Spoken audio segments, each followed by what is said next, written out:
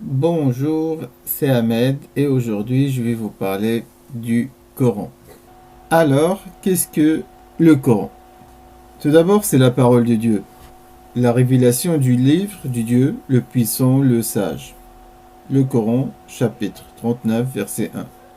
Le Coran est la parole de Dieu, le Tout-Puissant, Allah en arabe, révélée au prophète Mohammed, que le salut et la paix soient sur lui, par l'intermédiaire de l'ange Gabriel, que la paix soit sur lui. Le Coran est une guidée pour l'humanité. Elle est mentionnée dans le chapitre 2, verset 185, que le Coran est un guide pour les gens contenant des preuves claires de la bonne direction et du discernement. Elle apporte une guidée à l'humanité pour l'aider à juger entre le vrai et le faux. Sans ce guide, l'humanité serait inévitablement en perdition. Le Coran est considéré comme la dernière révélation. Dans le chapitre 4, verset 47, elle est mentionnée: Ô vous, juifs et chrétiens, à qui on a donné le livre, croyez à ce que nous avons fait descendre, en confirmation de ce que vous aviez déjà. Le Coran est l'ultime texte sacré révélé par Dieu, le Tout-Puissant, et confirme les vérités qui subsistent dans les écritures antérieures, le corpus biblique. Elle refute et corrige les inventions et ajouts qui ont été introduits dans les versions qui nous sont parvenues. Comment le Coran a-t-il été révélé? Le Coran a été inspiré à Mohammed, que le salut et la paix soient sur lui, et existe seulement en arabe, sa langue de révélation. Cependant, la traduction du sens de ces versets est disponible dans de nombreuses langues. Sa révélation complète ne s'est pas produite en une seule fois, mais s'est étendue sur une période de 23 ans. Il est donc indispensable de connaître les circonstances de révélation des versets coraniques afin de comprendre leur enseignement avec justesse et d'éviter qu'ils ne soient mal interprétés et génèrent des dérivés. Comment puis-je savoir si le Coran provient de Dieu? Tout d'abord, on va parler de la préservation du Coran. Elle est mentionnée dans le chapitre 15, verset 9, que en vérité, c'est nous, Dieu, qui avons fait descendre le Coran, et c'est nous qui le préserverons. Alors qu'il est en circulation depuis une longue période, le Coran demeure inchangé depuis sa révélation. Il n'a fait l'objet d'aucune augmentation, suppression ou modification depuis plus de 1400 ans. Le Coran n'a pas seulement été préservé à l'écrit, mais aussi dans le cœur de millions d'hommes, de femmes et d'enfants qui l'ont mémorisé intégralement. Les miracles scientifiques.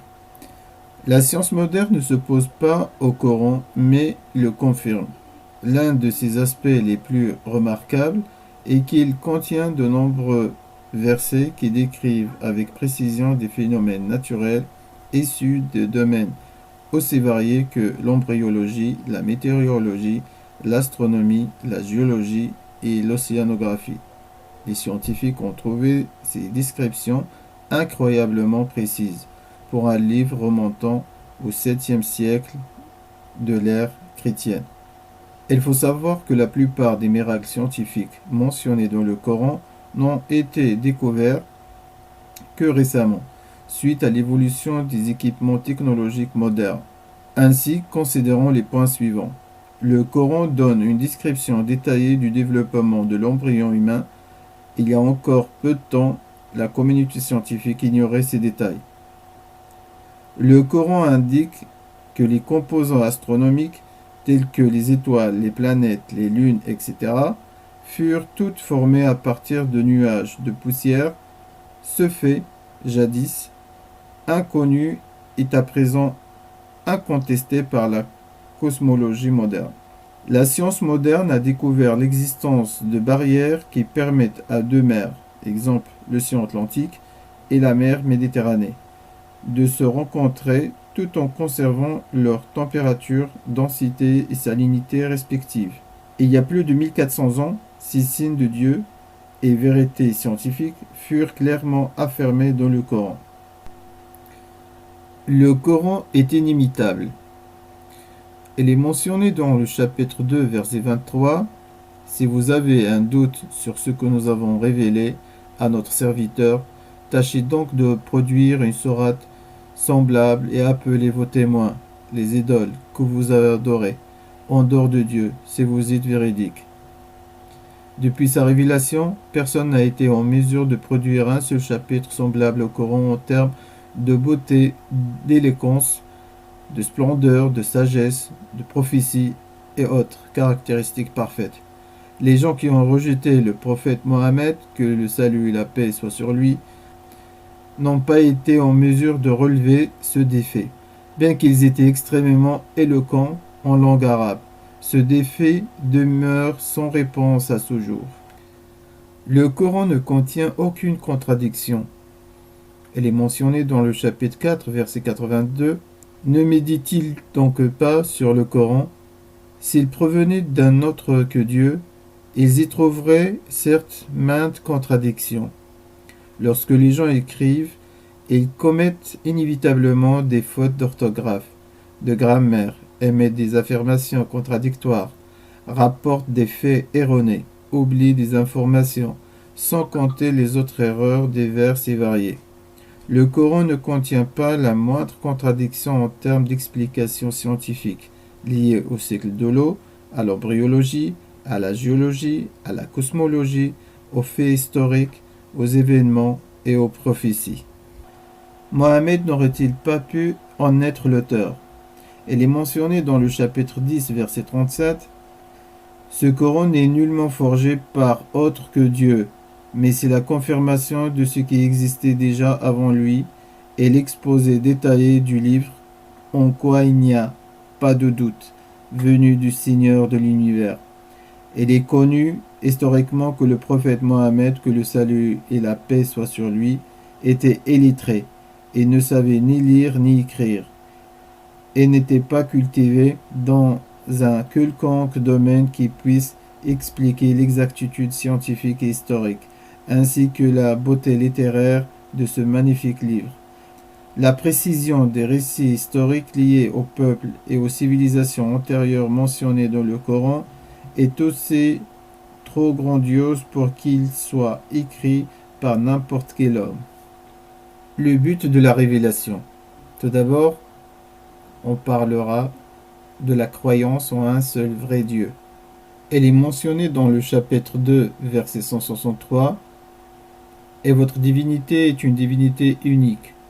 Pas de divinité à part lui, le tout miséricordieux, le très miséricordieux.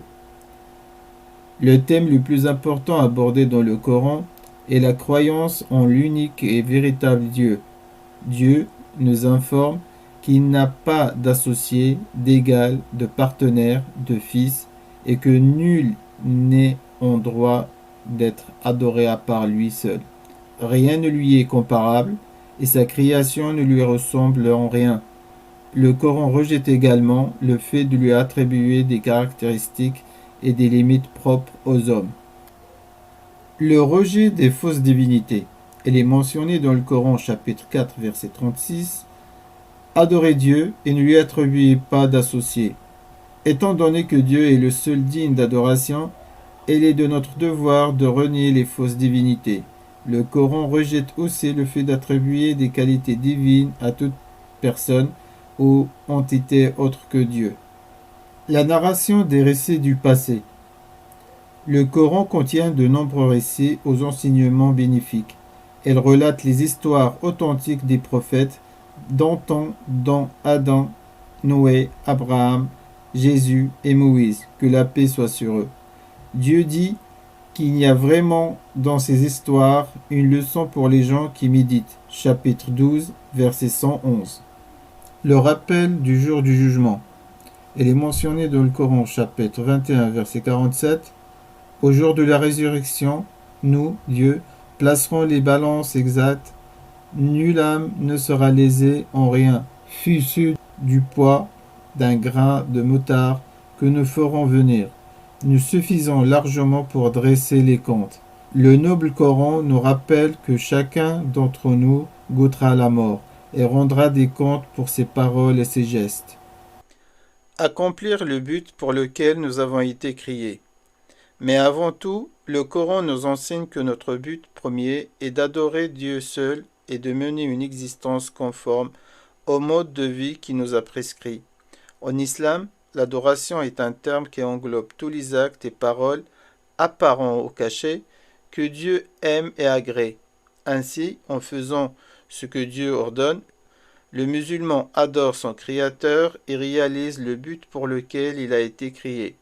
Voici quelques exemples d'adoration mentionnés dans le Coran. Accomplir la prière. Ô vous qui croyez, inclinez-vous, prosternez-vous, adorez votre Seigneur, et faites le bien, peut-être réussirez-vous. Chapitre 22, verset 77. Être charitable. Obéissez et faites largesse de vos biens. Ce serait un bien pour vous, et quiconque a été protégé contre sa propre avidité fait partie de ceux qui réussissent. Chapitre 64, verset 16. Être honnête. Et ne mêlez pas le faux à la vérité. Ne cachez pas sciemment la vérité. Chapitre 2, verset 42. Être modeste. Dis aux croyants de baisser leur regard et de garder leur chasteté. Et dis aux croyants de baisser leur regard, de garder leur chasteté. Chapitre 24, versets 30 à 31. Être reconnaissant. Et Dieu vous a fait sortir des ventres de vos mères, dénués de tout savoir, et vous a donné l'œil, les yeux et les cœurs, l'intelligence, afin que vous soyez reconnaissants. Chapitre 16, verset 78. Être juste. Ô les croyants, observez strictement la justice et soyez témoins véridiques, comme Dieu l'ordonne, fût-ce contre vous-même, contre vos pères et mères ou proches parents, qu'il s'agisse d'un riche ou d'un besognant. Chapitre 4, verset 135. Être patient. Et sois patient, car Dieu ne laisse pas perdre la récompense des bienfaisants. Chapitre 11, verset 115. Être bienfaisant. Dieu a promis à ceux qui croient et font de bonnes œuvres qu'il y aura pour eux un pardon et une énorme récompense. Chapitre 5, verset 9.